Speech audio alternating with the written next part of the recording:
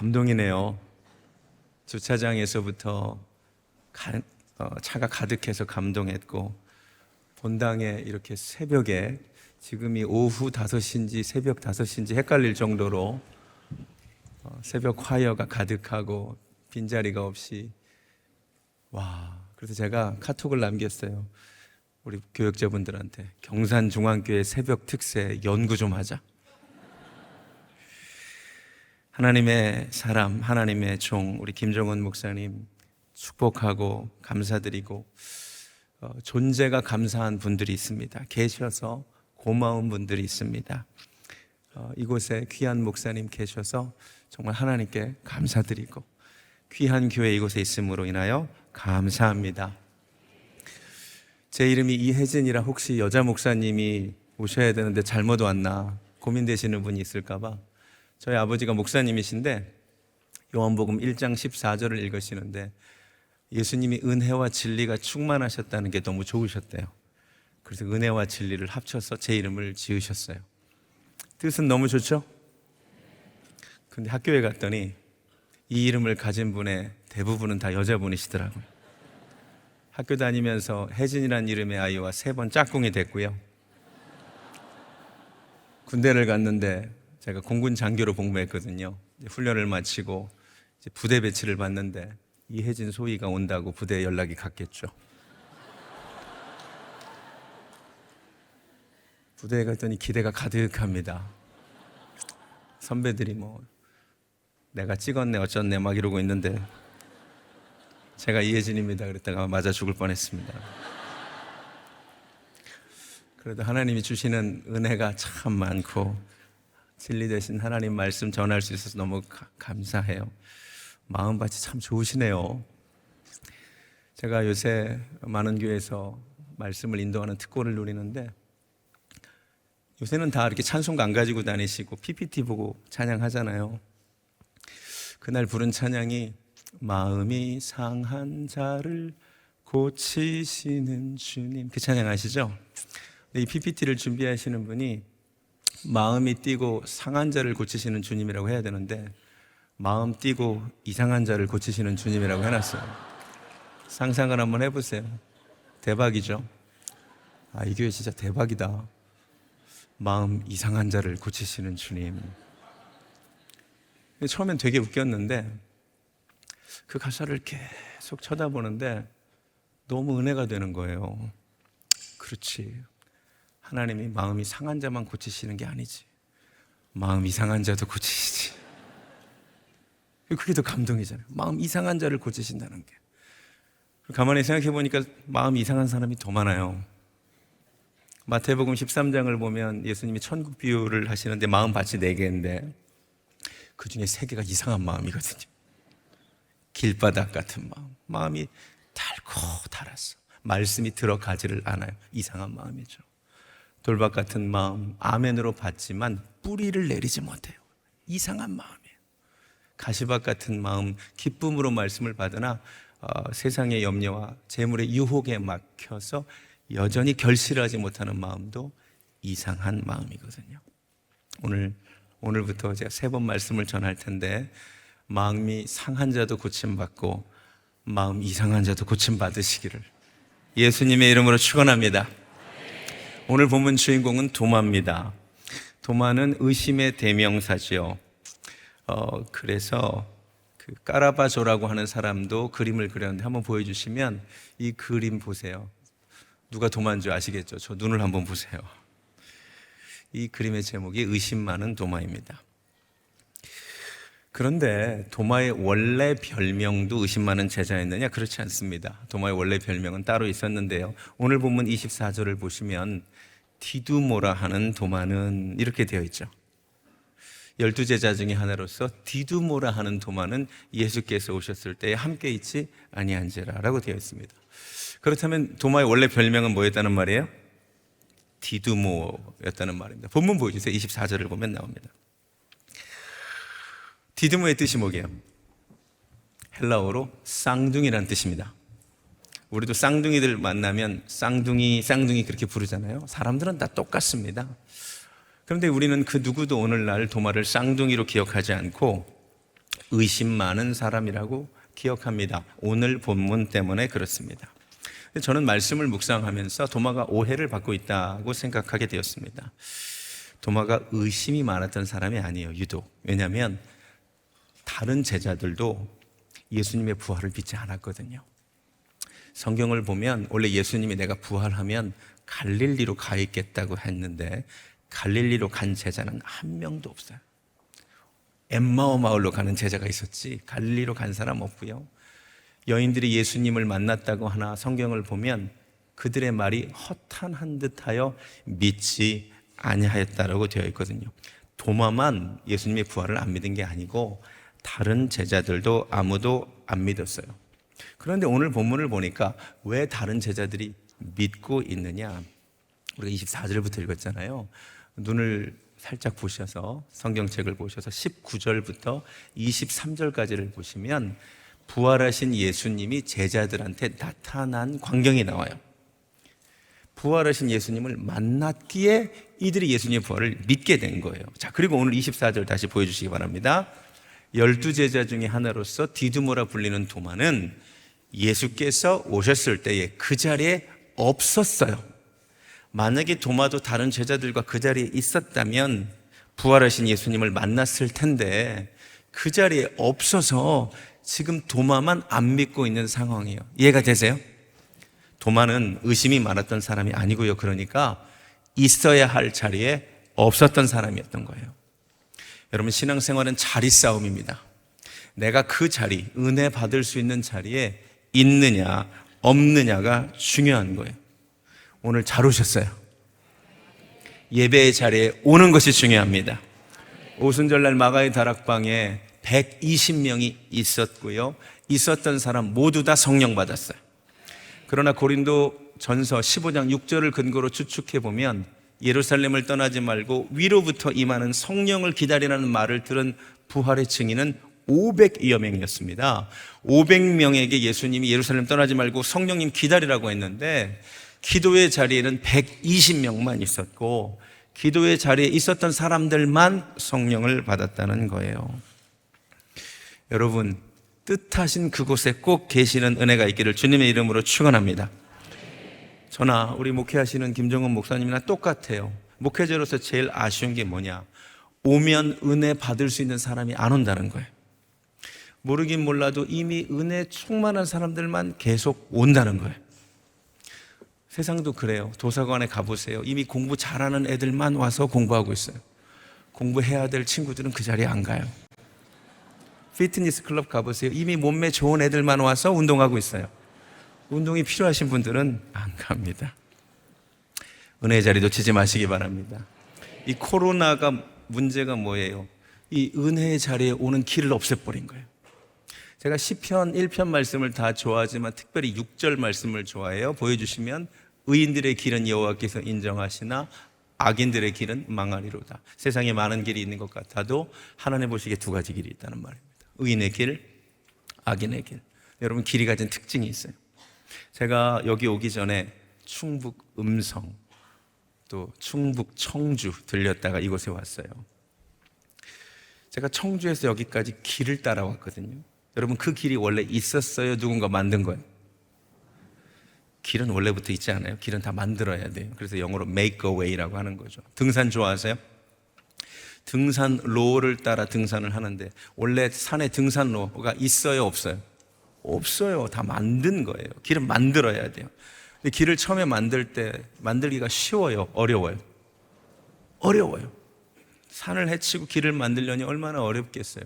그러나 일단 길이 나면 그 다음에 가는 게 쉬워요. 이게 길이 가진 특징이에요. 아무리 선명하게 난 길이라도 아무도 그 길을 찾지 않으면 또 그 길은 사라집니다. 자, 하나님이 인정하시는 의인의 길, 하나님이 싫어하시는 악인의 길도 원리는 똑같아요. 여러분, 가정예배 드리는 게 쉬워요? 어려워요? 어려워요. 왜 어려워요? 길이 안 나서 어려워요. 저는 태어나 보니 아침 저녁으로 가정예배를 드리는 집이에요. 제가 가정예배 드리는 게 쉬울까요? 어려울까요?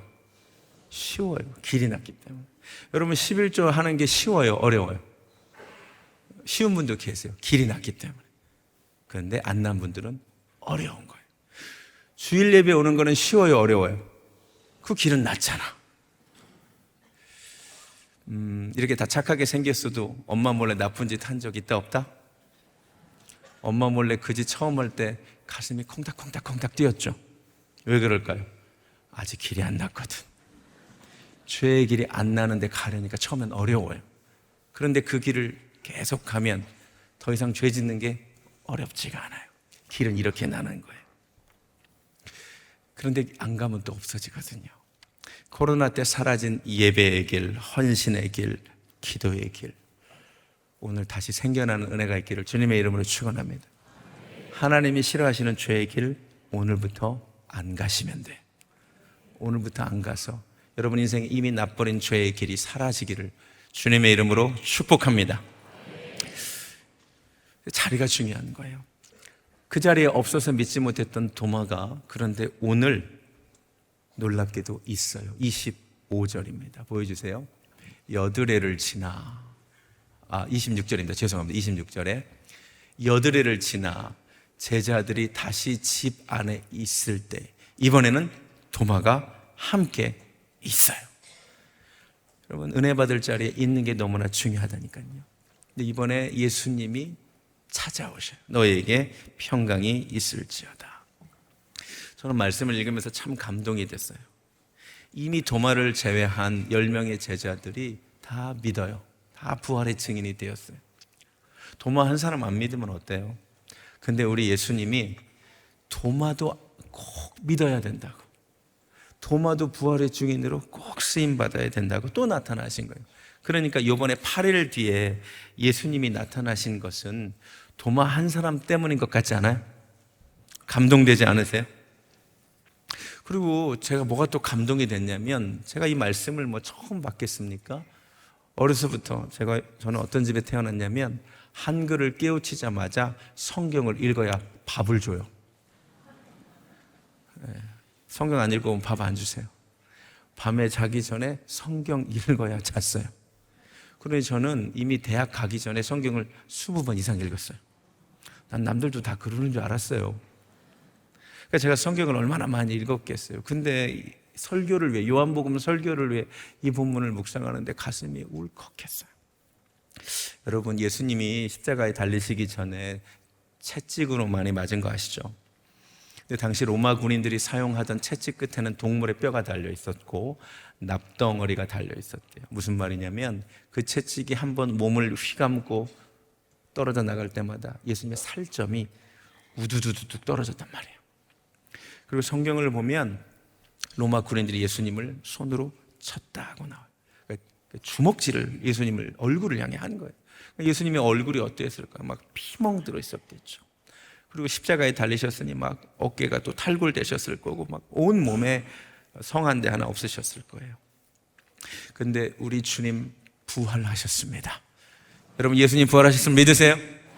저는 우리 주님 부활하셨음을 믿습니다. 근데 질문, 부활하신 예수님의 몸을 한번 상상해 보자고요. 어땠을까요? 1번, 예수님의 그 모든 패이고 찢기고 막 긁히고 막 피멍든 그 몸 그대로 부활하셨을까요? 아니면 그 모든 패이고 긁히고 상한 상처는 다 사라지고 완전히 피부가 재생된 깨끗한 몸으로 부활하셨을까요? 뭐가 맞을까요? 깨끗한 몸으로 부활하셨을 것 같지 않아요? 예수님 부활하셨는데 막 어깨 탈골돼 있고 막 여기 피멍 들어 있고 막 온몸 막 찢겨 있고 그럴 것 같지는 않잖아요. 분명히 예수님의 몸이 영광스러운 몸으로 상처 하나 없이 피부가 깨끗하게 재생됐겠죠. 그래서 처음 사진 다시 보여주실래요? 까라바조가 그린 그림도 보시면 예수님 몸이 저렇게 깨끗한 몸으로 부활했을 거라고 믿고 그린 거예요. 그런데 갑자기 한 생각이 머리를 스치고 지나가면서 가슴이 울컥한 거예요. 가만히 있자. 예수님의 상처가 다 사라졌네. 긁힌 자국, 패인 자국 하나도 없네. 그런데 신기하다. 남겨져 있는 상처가 있네. 다 깨끗해졌는데 유독 남겨 있는 상처가 있다는 거예요. 여러분, 상처는 다 똑같이 재생돼야 될 거 아니에요. 근데 안 사라진 상처가 손바닥, 그리고 옆구리에 창자국, 이거는 남겨져 있었다는 거예요. 이거 누구 때문인 것 같아요? 25절에 도마가 이런 말을 했거든요. 25절 보여주시면, 다른 제자들이 그에게 이르되 우리가 주를 보았노라. 하지만 도마가 이르되 내가 그의 손에 못자국을 보며 내 손가락을 그 못자국에 넣으며 내 손을 그 옆구리에 넣어보지 않고는 믿지 아니하겠노라. 도마가 이 말을 했기에 혹시 도마 한 사람 때문에 예수님이 온몸의 상처와 흉터가 깨끗하게 재생되는 순간에도 유독 못자국과 창자국은 도마 보라고, 실제로 예수님이 나타나셔서 도마에게 말씀하시잖아요. 못자국을 보고 옆구리에 창자국을 보고 믿는 자가 되라고 말씀하신다는 거죠. 내가 너무 감동이 된 거야. 야, 이거 도마 한 사람을 위한 드라마네. 그리고 한 장을 넘겨서 요한복음 21장을 갔더니 베드로 한 사람을 변화시키려는 주님의 드라마가 나오는 거예요. 여러분, 세팅이 정말 똑같아요. 예수님이 베드로를 처음 부르실 때가 누가복음 5장에 나오는데, 그날 베드로가 물고기를 한 마리도 못 잡았거든요. 밤새 수고해도 한 마리도 못 잡았는데 예수님이 깊은 곳에 가서 그물을 던지려니까 고기 엄청 많이 잡은 날 어부 그만두고 사람 낚는 어부 된 거잖아요. 요한복음 21장을 한번 열어보세요. 세팅이 똑같아요. 그날도 베드로가 옛삶으로 돌아갔는데 고기를 한 마리도 못 잡습니다. 똑같죠? 근데 예수님이 등장하셔가지고 오른편에 그물을 던지래요. 그랬더니 또 그물이 찢어지게 많은 고기가 잡히는데 몇 마리? 153마리. 모나미 153 볼펜이 거기서 나온 거잖아요. 드라마 같지 않아요? 세팅이 똑같아요. 데자뷰죠, 데자뷰. 또 하나, 베드로가 예수님 모른다고 몇 번 부인했어요? 21장, 요한복음 21장에서 네가 나를 사랑하냐고 몇 번 물으셨어요? 드라마죠. 또 하나, 베드로가 마태복음 26장을 보면 예수님을 모른다고 부인하는 광경이 나오는데 어디서 부인했냐면 불가에서 부인했다고 나와요. 가야바 법정에서. 그러니까 베드로가 자기 정체가 탄로 날 것 같았는데 왜 그 자리를 안 떴냐면 추웠거든. 불가를 떠나잖아요. 근데 베드로가 결정적으로 걸릴 뻔한 사건이 나와요. 마태복음 26장 73절을 보여주시면 이렇게 되어 있더라고요. 보여주시면 마태복음 26장 73절, 짠. 조금 후에 곁에 섰던 사람들이 나와 베드로에게 이르되, 잘 보세요, 너도 진실로 그 도당이라. 네 말소리가 너를 표명한다. 이거 되게 재밌는 건데 잘 와닿지 않죠? 이 영어로 your accent가 티가 났다는 거예요. 베드로 갈릴리 시골 출신이잖아. 예루살렘 서울 와서 말투가 걸린 거예요. 제가 경상도니까 실감나게 얘기해 볼게요. 서울 사람이 지금 베드로 보고 너 예수 따라 경상도에서 왔지? 그랬더니 베드로가 아니라 예, 이렇게 얘기한 거예요. 지금 와닿아요? 베드로가 걸릴 뻔한 거예요. 근데도 추워서 안 떠났어. 그 자리에서 3번 예수님 모른다고 한 거예요. 근데 이 요한복음 21장 보면 예수님이 또 불 펴놓고 베드로를 기다리고 있어요. 조반을 차려놓고 네가 나를 사랑하네. 야, 이거 드라마네. 누가복음 24장을 보면 갈릴리로 가야 되는데 엠마오마을로 가는 두 제자가 나와요. 그때 예수님이 나타나시는데 성경을 보면 그들이 예수님인 줄 알아보지 못해요. 그 이유가 뭔지 아세요? 마가복음 16장 12절입니다. 보여주시면, 그 후에 그들 중 2사람이 걸어서 시골로 갈 때 예수께서, 잘 보세요, 다른 모습으로 나타나셨어요. 영어로 Jesus appeared in a different form이라고 되어 있어요. 예수님의 평소 모습과 달리 예수님 변장하고 나타나셨어요. 우리 주님 드라마 찍는 거 좋아하신다니까요. 그러니까 못 알아봐. 예수님인지 몰라. 근데 이상해요. 예수님인지는 모르는데 이들이 말해요. 야, 이 사람과 대화를 하는데 길가에서 성경을 풀어주시는데 마음이 이상하게 뜨겁다는 얘기를 해요. 근데 어떻게 예수님인 줄 아느냐? 누가복음 24장 30절입니다. 그들과 함께 음식 잡수실 때 떡을 가지사 축사하시고 떼어 그들에게 줄 때, 어머나, 예수님이네, 알아봤대요. 여러분, 제가 한번 해볼게요. 떡을 떼서 이렇게 주는데 뭐가 드러났을까? 한 번만 더 해볼게요. 떡을 떼서 주는데 뭐가 드러났을까? 이거 드라마 아니에요? 예수님이 변장하고 나타나서 떡을 떼는데 어머, 예수님이시네. 저는 성경을 읽으면서 우리 주님이 진짜 드라마를 만드시는구나. 구약 성경을 봐도 요나 한 사람을 바꾸기 위해 풍랑을, 큰 물고기를, 박농쿨을, 벌레를, 아니 요나 한 사람 바꾸려고 니느웨 사람 전부를 동원하시는 드라마를 찍으시잖아요. 하나님께서 제 인생에도 그런 드라마를 행해 주셨어요. 그래서 오늘 남은 시간에 하나님께서 제 인생에 행하신 드라마를 좀 나눠보려고 합니다. 아까도 말씀드렸듯이 특별한 부모님 밑에서 태어났습니다. 근데 태어나 보니 아버지는 개척교회 목사님이셨습니다. 소위 말하는 만년 개척교회. 저희 아버지는 토요일 날 한 번도 집에 들어오지 않으셨고요. 철야기도 하셨습니다. 요만한 강대상, 몸이 다 펴지지 않는 강대상에서 그 눅눅하고 습기차고 냄새나는 지하 예배당, 상가 예배당 아니면 2층, 3층 예배당에서 기도하셨습니다. 기도 제목은 교회 부흥이었겠죠. 그러나 교회 부흥은 오지 않았습니다. 경산중앙교회처럼 부흥한다는 교회가 있다고는 하는데 우리 교회는 아니었습니다. 우리 어머니 매일 3시 기도회를 하셨습니다. 사도행전 3장을 보면 안진뱅이가 40년 된 안진뱅이가 일어난 시간이 제 9시 기도 시간 3시거든요. 매일 기도하셨습니다. 그러나 교회 부흥은 오지 않았습니다. 그럼 개척교회 목사 아들의 마음을 아십니까? 저는 항상 맨 뒤에 앉아 있습니다. 이미 올 만한 사람 많지 않으니까 한 30여 명이니까 다 왔어요. 그런데 개척교회 목사 아들의 귀는 복도에 가 있습니다. 혹시 오늘 새신자 한 명 안 올까? 예배당 2층에 있을 때 일입니다. 이미 올 만한 사람 분명히 다 왔는데 계단에서 사람 발자국 소리가 들리면 개척교회 목사 아들은 기대합니다. 혹시 우리 교회? 근데 주로 3층으로 올라가 버리더라고요. 중학교 1학년 때인가 2학년 때인가 그때 저희가 반지하 방 2칸짜리 화장실도 집안에 없고 바깥에 공동 화장실이 있는, 전 서울 살았는데요. 저희가 아버지가 5남매를 두셔서 엄마 아빠 막내가 한 방 쓰고 4명이 또 한 방을 쓰는데 그날 이제 잠이 깼어요, 새벽에. 근데 엄마 아빠가 대화를 하는데 이런 이야기를 하시더라고요. 당시 우리 교회가 보증금 3천만 원에 매달 월세 100만 원 내던 삼각교회인데 월세 못 내면 보증금에서 깎이잖아요. 월세를 몇 달간 못 내서 보증금이 다 깎여서 이제 몇 달 뒤면 교회가 밖으로 쫓겨나게 될 것 같다는, 저는 교회가 작고 어렵다는 건 알았지만 우리 교회가 그렇게 어려운 줄 몰랐어요.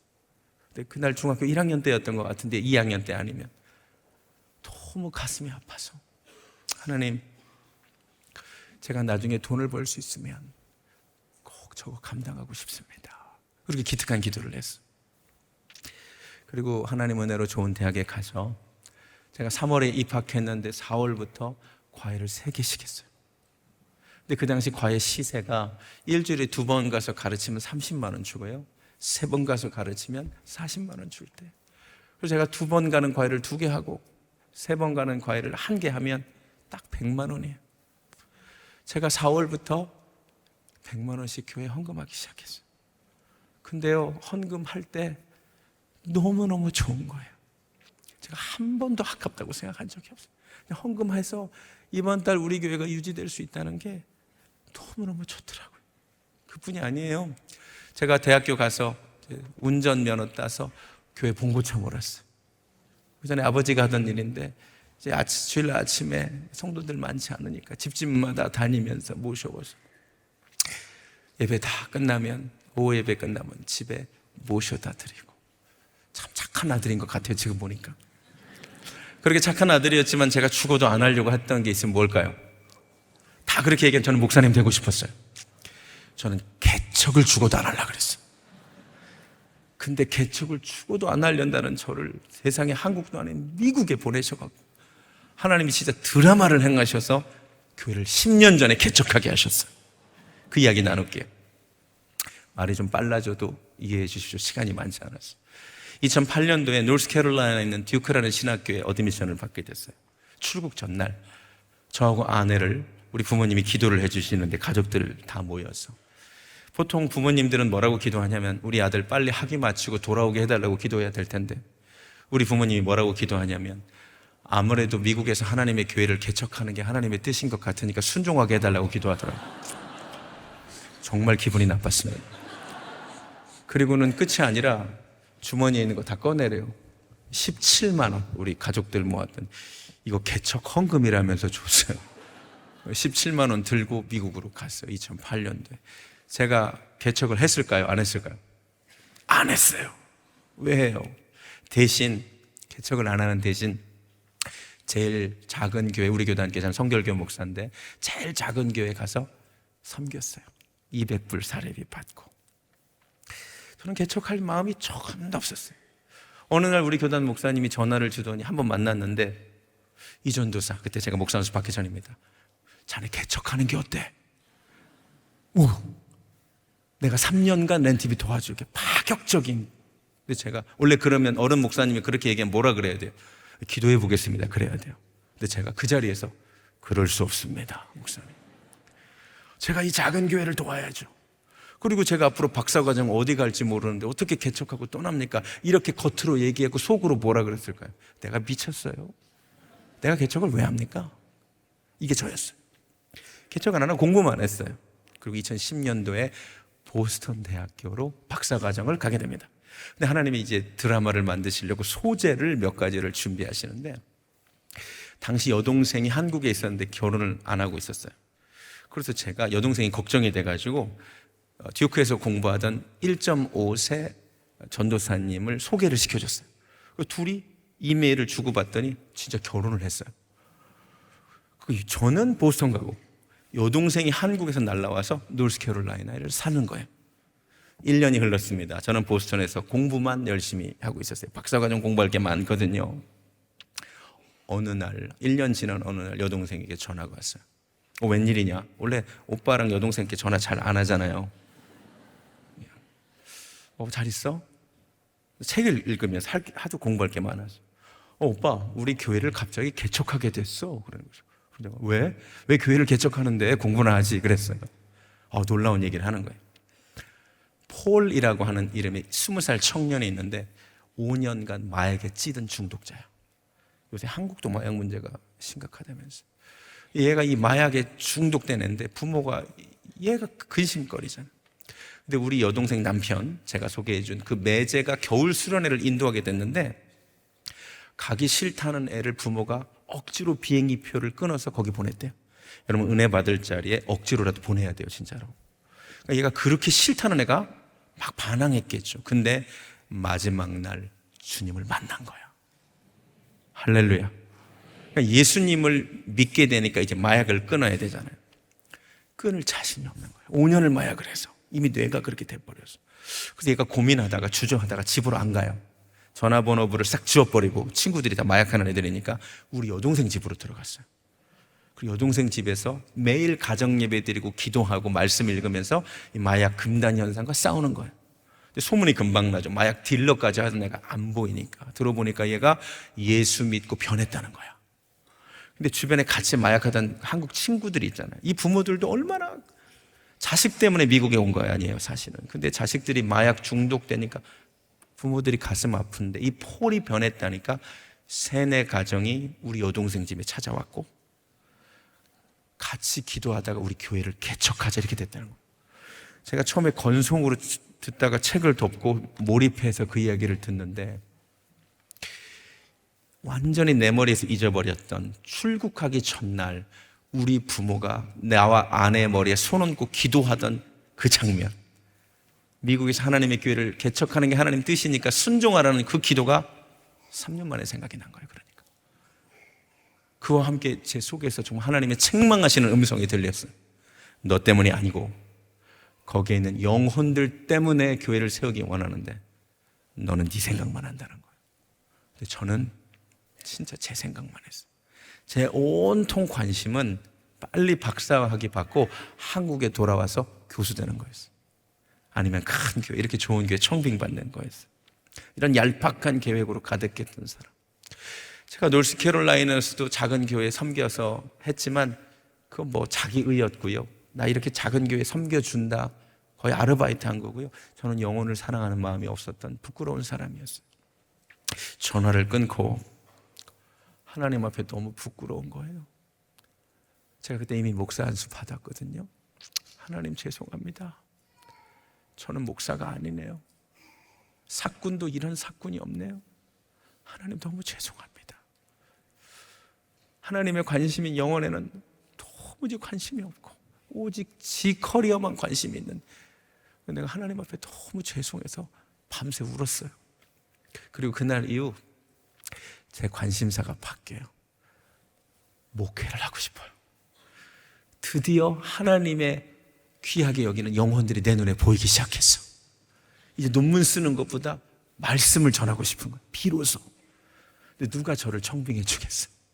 하나님이 저를 개척의 길로 드라마처럼 이끌어갔어요. 2013년도에 아틀란타로 이사 가게 됐는데, 보스턴에서 아틀란타가 직선 거리가 17시간 반. 근데 그렇게 한 번에 못 오잖아요. 제가 애가 많거든요. 그때 애가 셋, 지금은 애가 5. 하나님 말씀에 좀 그렇게 놀라세요. 네. 막내만 데리고 왔어요. 근데 그때 애가 3이었거든요. 우리 아내가 성악을 전공해가지고 중고 피아노를 하나 사준 게 있는데, 이거 팔면 아내가 상처받을까봐 세상에 착해가지고 또 차 뒤에 그 피아노를 달고 2박 3일을 내려왔어. 그래서 1년을 조지아에 잘 살았는데 2층으로 이사를 가게 됐는데, 우리 아내가 이거 빨리 팔재요. 그 2층 이사 가는데 미안하다고. 근데 저는 서운한 거예요. 아니, 내가 이걸 2박 3일을 끌고 왔는데 이걸 어떻게 파냐. 근데 이게 하나님 다 뜻이에요. 팔재. 그래가지고 우리 조지아 사람들 여기 당근 마켓처럼 물건 사고 파는 곳에 피아노 금매 100불 올렸어요. 괜찮죠? 100불? 우리는 전화가 쏟아질 줄 알았어요. 14만 원이잖아, 아무리 환율이 올랐어도. 3일이 지나도 아무도 전화를 안 해요. 500 몇 명이 봤는데, 아, 이거 너무 싸서 안 하나? 이게 하나님 드라마예요. 근데 3일 뒤에 한 여자분이 전화를 했어. 솔드 아웃이라고 되어 있는데 혹시나 해서 전화한다고. 아니, 솔드 아웃 아니라고. 가봤더니 진짜 솔드 아웃이라고 돼 있어. 이거 어떻게 된 거지? 봤더니 우리 아내가 올릴 때 카테고리 지정을 솔드 아웃 100불 이렇게 올린 거예요. 아내가 실수한 거죠. 근데 이게 하나님 드라마예요. 3일간 수백 명이 봤는데 솔드 아웃이라 아무도 전화를 안 하고 3일 뒤에 본 이 사람 하나를 만나게 하시려고. 이 사람을 만나서 이제 이 사람이 사간 거예요. 근데 사가면서 피아노도 좀 가르쳐 달래. 그래가지고 이 집안하고 인연이 시작됐어요. 첫날 피아노 가르치는 날, 제가 애 셋 데리고 밖에서 처량하게 기다리고 있으니까 목사님이시냐면서 자기 남편하고 식사를 하재요. 그 남편하고 처음 만나서 식사를 하는데, 저를 처음 만났잖아요. 이 남편 집사님이 저를 보자마자, 목사님 혹시 개척할 마음 없으세요? 이러는 거예요. 내가 없는데요. 왜 그러세요? 그랬어요. 그랬더니 놀라운 얘기를 하는데, 자기가 원래 다른 일을 하다가 영주권을 받고 첫 커미션을 받았는데 자그마치 7,200불, 현재 환율로 거의 1,000만 원입니다. 이 11조가 아니라 처음 하나님 허락하신 거라고 1000열매로 다 드리고 싶은데, 지금 다니는 교회에 영적 만족감이 없어서 교회를 찾고 있대. 또 교회를 찾으면 거기에 헌금하려고. 근데 오늘 처음 저를 만났는데 이상하게 마음이 막 뜨겁대. 그래서 물어본대. 혹시 목사님 개척하시면 이거 시드머니로 헌금하겠대. 그리고 저희도 같이 합류하겠대. 할렐루야. 그러나 7,200불 때문에 교회를 개척할 수는 없습니다. 몇 달이나 가겠어요. 제가 자꾸 개척 이야기가 들려서 기도원이 생각나서 저도 하나님께 징조를 구했죠. 앞으로 한 달 이내에 10명이 나보고 개척하라 그러면 내가 진짜 하나님 뜻인 줄 알겠다. 한 달이 아니라 2주도 안 돼서 사람들이 나만 보면 이러고 가요. 저 목사님은 개척하면 잘할 사람인데. 그러고 가요. 목사님 개척하면 좋은데 이러고 가요. 근데 이 한국말이 개척하자 그러면 쉽잖아요. 근데 개척하래요, 그냥 나보고. 그 10명 중에 지금 우리 교회 다니는 사람이 1명밖에 없어요. 너무 고민이 되는 거예요. 근데 때로 우리 성도님들이 목사님들보다 믿음이 좋으세요. 목사님 꼭 개척 안 해도 되니까 우리 기도 모임을 시작하자. 마침 또 합류한 한 가정과 두 가정에서 기도 모임을 하기 시작했어요. 근데 기도 모임을 하면 1시간 반에서 2시간 기도하는데, 눈을 감고 기도하면 이사야 43장 말씀을 주세요. 보라, 내가 새 일을 행하리니 이제 곧 나타내리라. 할렐루야. 눈 떠보면 두 가정 앉아 있어요. 눈 감고 기도하면 보라, 내가 광야에 길을 내고 내가 사막에 강을 내리라. 할렐루야. 진짜 눈 감고 기도하면 아틀란타에 이전에 없었던 부흥이 있을 것 같아요. 막 사람들이 몰려올 것 같아요. 근데 눈 떠보면 두 가정 앉아있어요. 그러기를 8개월. 우리 아내 친구가 플로리다 살다가 알라바마 옆주로 이사 왔어. 3시간밖에 안 걸려. 미국에 3시간은 옆 동네거든요. 친구가 합류했어요. 또 한 가정이 합류를 해서 5가정이 됐고, 우리는 애를 또 하나 낳아서 애가 4이 됐어요. 17명이 됐어요. 17명 정도 되면 더 이상 집에서 못 모여요. 그래서 우리 드디어 이제 나가서 개척하자.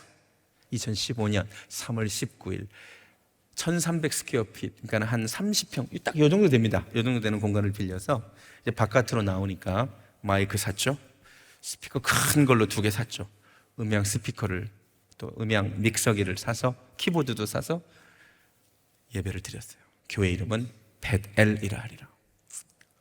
젊은 목사가 출사표를 던진 거예요. 첫 예배를, 주일 예배를 드렸습니다.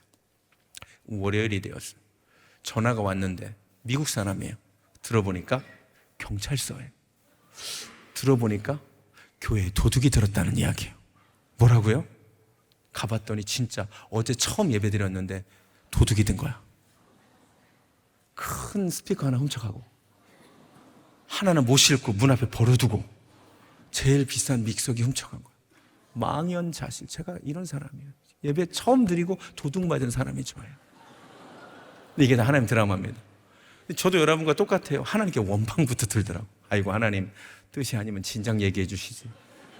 꼭 기도할 때는 하나님 뜻인 것처럼 그래놓고, 이게 창피하게, 이게 뭡니까? 너무 창피한 거예요. 제가 어떻게 보였겠어요. 그래도 다음 주 예배 드려야 되잖아요. 그래서 또 그 게시판 갔더니 3시간 전에 아틀란타 CBS 방송국이 이사 간다면서 방송 장비 팝니다라는 광고가 있었어요. 이미 몇십 명 봤는데 제가 전화했어요. 세상에 우리보다 불쌍한 교회는 없습니다. 예배 한 번 드렸는데 도둑 맞았다. 진짜 불쌍하대. 올해 다른 사람한테 팔라 그랬는데 당신한테 팔겠대. 그래갖고 저희한테 300불의 그 방송 장비를 다 넘겼어요. 우리가 산 것보다 훨씬 좋아. 근데 이게 다 하나님 드라마예요. 제가 무슨 수로 방송국 국장을 만나겠어요. 근데 한국 사람들 만나면 호구조사 하잖아. 어느 교단 목사하고 뭐 공부했고 애가 몇이고. 근데 제가 서양사 학과를 나왔어요. 교회사 그 당시 박사과정에 있었어요. 이분이 갑자기 눈이 반짝반짝반짝 하더니 목사님이 하면 되겠네 그러는 거예요. 뭘요? 그랬더니 지금 CBS의 성서학당이라는 프로그램 있죠. 인기 많죠. 그때 처음 시작할 때야. 2015년도. 이분이 한국에 하도 그게 인기가 많으니까 아틀란타 CBS 성서학당을 만들려고 구상하던 중이었대. 근데 구약을 가르칠 목사님을 구했고 신약을 가르칠 목사님을 구했는데 교회사 강사를 찾고 있었는데 제가 그거 도둑 맞아서 제가 나타난 거예요. 제가 그래서 길거리 캐스팅이 됩니다. 드라마 아니에요? 드라마? 정말 드라마예요. 제가 그래서 하나님의 드라마라는 거예요. 근데 이게 왜 중요하냐면 제가 그래서 14주 동안 아틀란타 CBS 성서학당 교회사 산책을 찍어요. 이게 왜 중요하냐?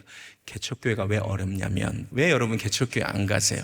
단지 작아서가 아니라 이 목사님 믿어도 될까? 이단이면 어떡하지? 내 영혼 여기에 맡겨도 돼? 이게 가장 큰 거거든요. 근데 우리는 교회가 작아도 우리 성도들이 이제 저를 뭐라고 소개할까요? 성도들한테, 다른 사람한테 들어봐, 우리 목사님 성서학당 나오는 사람이야. 이게 굉장히 중요합니다, 목사님. 그리고 일주일에 3번씩 로컬 방송국에서 방송이 3번이 나가요. 나올 때마다 아틀란타 베델교회 이혜진 목사. 그때는 유튜브 시대가 아니고 홈페이지 시대였어요. 홈페이지에 그 방송이 올라가는데 첫 방송만 우리 아틀란타 인구가 10만인데 2만 뷰가 찍혔어요. 그렇게 심심하다는 얘기예요, 아틀란타가. 그럼 어쨌든 이다음부터는 사람들이 그 방송을 보고 시작하는 거예요. 3주쯤 찍었으니까 이 카메라맨 PD하고 친해지잖아요. 3주 지나서 이 청년하고 차를 한잔 마시는데 제가 형제님 어느 교회 다니세요? 그랬더니 교회를 안 다니는데, 내가 무슨 기독교 방송국에서 일하면서 교회를 안 다니냐고. 그러면 안 된다고. 우리 교회 오세요. 그랬더니 기다리고 있었대요. 여러분, 때로 전도 대상자들이 기다리고 있어요. 저 목사님이 오라 그러면 가야지. 이 친구가 한 주 예배를 드리더니 목사님 유튜브를 시작합시다. 한국 교회가 코로나 이후에 유튜브를 시작했어요. 우리 2015년 일입니다. 아무도 유튜브 안 할 때 일이에요. 대형 교회나 할 때. 그리고 제가 창피하게, 이따 사진 보시면 알겠지만 의자 3줄 놓고 예배 드렸거든요. 바로 앞에서 설교하고, 내가 창피하게 없어 보이게 의자 세 줄 놓고 예배 드리고 싶지 않고 유튜브 찍고 싶지 않고 교회 안에 화장실이 있었는데 꼭 예배 드리다 말고 화장실 가는 사람이 있더라고. 물 내리는 소리 들리고 나 뭐 애 우는 소리 들리고 나 진짜 없어 보이는 거 싫다고 안 한다고 이런 거 더 불쌍하다고 안 한다 그랬는데 걱정하지 말래. 제가 방송국 PD잖아. 음성을 따로 찍고 영상을 따로 찍고 합치면 된대. 그리고 썸네일도 그럴듯하게 만드는 거예요. 그리고 그 다음 진짜 그럴듯하더라고. 그래서 그 다음부터 우리 성도님들이 설교를 뿌리기 시작하는 거예요. 카톡으로. 우리 목사님 설교 들어봐.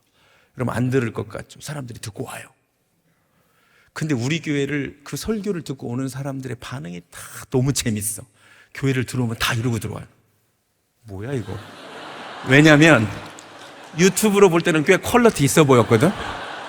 이 정도 되는 줄 알았거든.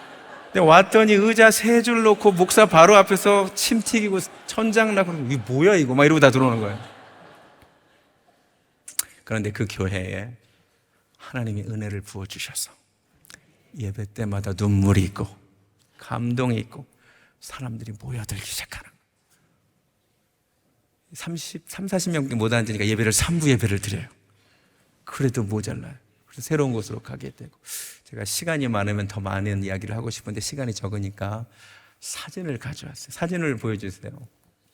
이게 기도 모임 마지막 사진이에요. 젊은 저를 보실 수 있어요. 17명입니다. 그리고 저기서 기도 모임을 이제 끝내고 그 다음 사진 바로 이곳 세 줄 놓다가 부흥해서 저거 4줄 놓은 거예요. 4줄. 진짜 제가 바로 앞에서 설교하죠. 바로 앞에서. 저기서 설교하다가 8개월 만에 150명이 모여서 다음 장소로 옮겼어요. 이게 1주년이에요. 그 다음 2주년 3주년 4주년 점점 머리가 5주년 때는 코로나로 못 모였어요. 6주년 이제 더 이상 앉을 데가 없어서 7주년. 네. 좋은 교회는 박수가 많이 나오네요. 8주년 체육관에서 모였고 작년 9주년 새로 입당한 성전에서 이렇게 예배를 드렸습니다.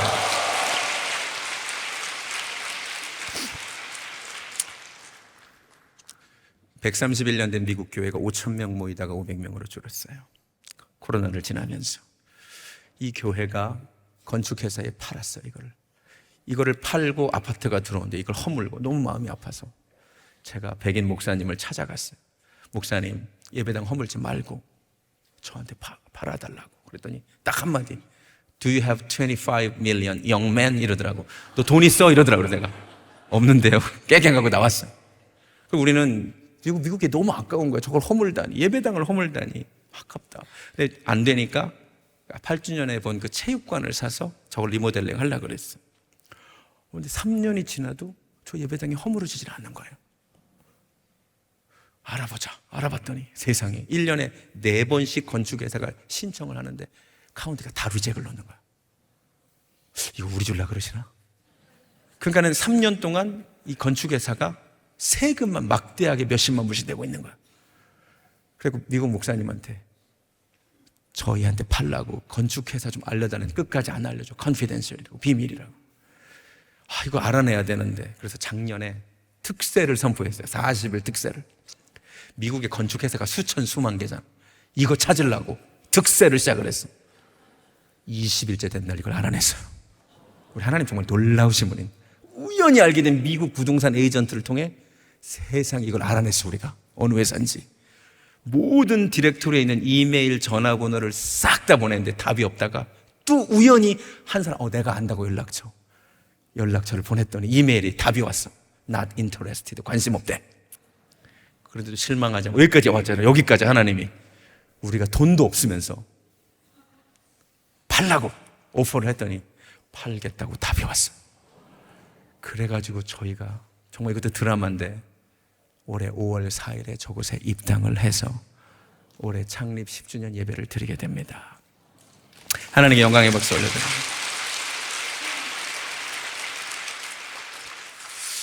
요새 부흥이 안 되고 개척이 안 된다고 하는 이 시대에 우리 교회의 부흥과 성장이 놀라운 도전과 위로를 주고 있고, 제가 그래서 그 덕에 이곳에 곳곳에 다니면서 하나님의 드라마를 전하고 있습니다. 하나님 내게 왜 이런 은혜를 주십니까? 생각할 때 두 가지가 생각이 납니다. 하나는 응답되지 않는다고 생각했는데 매일 토요일 밤마다 그 눅눅하고 축축한 습기 많은 예배당, 곰팡이 많은 예배당에서 기도하셨던 우리 부모의 기도가 땅에 떨어지지 않았구나. 그 기도가 지금 때가 되어 나에게 응답되는구나. 요한계시록 5장 8절을 보면 우리의 기도가 분향단에 담겨서 하나님 보좌로 올라가요. 요한계시록 8장 5절을 보면 그 기도가 땅에 떨어질 때, 응답될 때는 큰 우레와 번개와 음성과 같이 내려온대요. 올라갈 때는 연기처럼 무력하게 올라가는데 내려올 때는 강력하게 내려온대요. 이게 뭐랑 똑같냐면, 여러분 워터파크 가시면 사진 보여주세요. 이런 물놀이 시설이 있어요. 저기 졸졸졸졸졸졸졸 물이 차요. 찰 때는 졸졸졸졸졸졸졸 차. 근데 내려올 때는 정말 강력하게 물폭탄처럼 내려오잖아요. 기도도 저거와 똑같습니다. 우리 부모의 기도가 응답되지 않는 줄 알았어요. 무력하게 올라가는 줄만 알았어요. 근데 그 기도가 차니까 제가 정말 그 기도의 폭탄을 맞고 있는 거예요. 그 사진 한 번만 더 보여주세요. 제가 저 사진을 보면서 놀라는 게, 저 밑에 저 물폭탄 맞으려고 기다리고 있는 사람들, 믿음의 사람들이에요. 저분들은 믿어요. 저 물이 차면 내려온다는 것을. 여러분, 우리도 저 정도 돼야 되지 않겠어요? 여러분, 나의 기도가 응답되지 않는다고 낙심하지 마시고, 기도의 분량이 차면 너무나 놀랍도록 내려오게 될 줄로 믿습니다. 또 하나 생각나는 거, 그래도 내가 젊었을 때, 어렸을 때 주님의 교회를 사랑해서 정말 아까워하지 않고 섬겼던 것, 과외 3개씩 해서 주님 된 교회에 헌금했던 것, 운전했던 것, 우리 하나님 이쁘게 봐주신 것 아닐까? 그래서 내게 이런 은혜를 주시는 게 아닐까라는 생각이 듭니다. 우리 하나님 살아계시고 지금도 일하고 계시는 줄로 믿습니다. 세상을 보면 참 실망스럽죠. 나를 보면 절망스러워요. 우리 눈을 들어 살아계시고 지금도 역사하시는 전능하신 하나님 바라보기를 예수님의 이름으로 축원합니다.